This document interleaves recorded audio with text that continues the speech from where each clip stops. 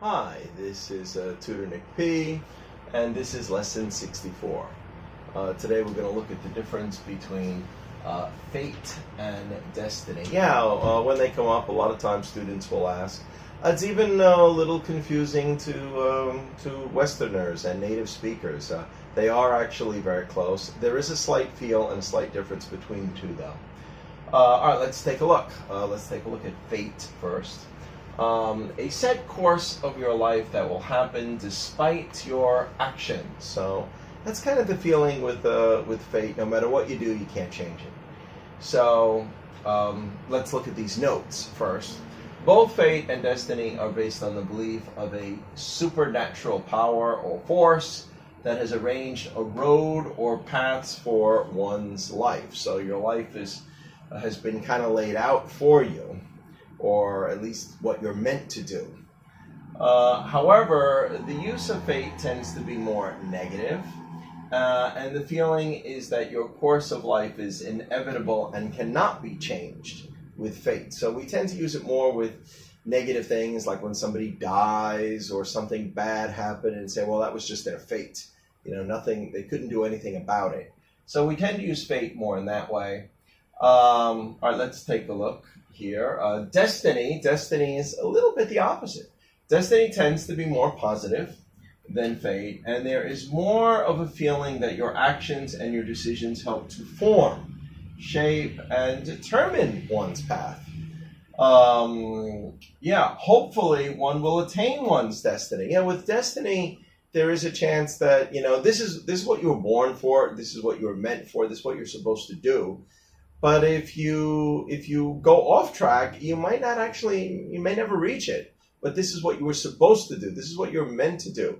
And maybe you should be pushing your life to get to that point. I guess that's what that means. All right, so hopefully one will attain one's destiny, but there is some chance it could get sidetracked. So there is more feeling like you do have more input in it. It's not like you can't change it. You can change it. But the feeling is more about something positive. So let's start taking a look at the examples. It helps to explain it more. In the movie Time Machine, it was the fate of the main character's fiancée to be killed. So he would have the determination to build the time machine and try to reverse the events. That's what gave him the ambition and the determination, because maybe if he was just happy with his wife, maybe he wouldn't have been as ambitious. He would have been comfortable. But because she died and he really wanted to somehow, bring her back, this is what gave him all the energy to put in there. But every time he tried to do it, and he did invent the machine, and he went back and he tried to change it, and he tried to stop her, he may have stopped her from one situation of being murdered or killed, and then very soon, somehow, she was murdered or killed by somebody else or something else. So it was kind of like the fate. It had to happen.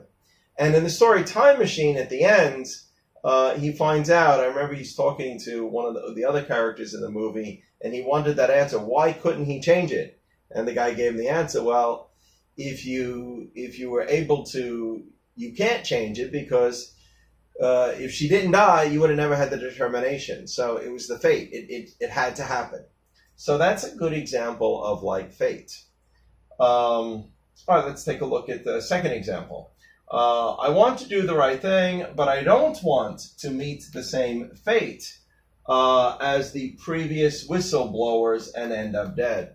In life, sometimes you hear about people, they report on a certain company or the government or the organization, and I don't know, a lot of times, sometimes they have unexpected accidents. Something happens to them.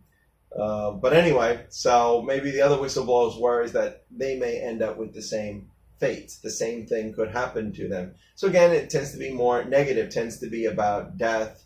And okay, let's take a look at the third one. The accused fate is now in the hands of the jury. We hear this a lot too. Somebody's fate, it's up to the jury to decide. Okay, good. We say their fate. All right, let's look at more like for examples for destiny.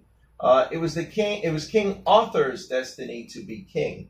yes, something very positive, to be king. You know, he was supposed to do something for the good of mankind, or you know, to change the world, change history. You know, it was their destiny. Okay, good. Number two, that couple believes they are soulmates, and it was their destiny to be together. Yeah, thinking that, you know, somehow that maybe they knew each other in another life. Maybe they were romantic in another way, and that they were always meant to be together. And this is more positive. This is about love.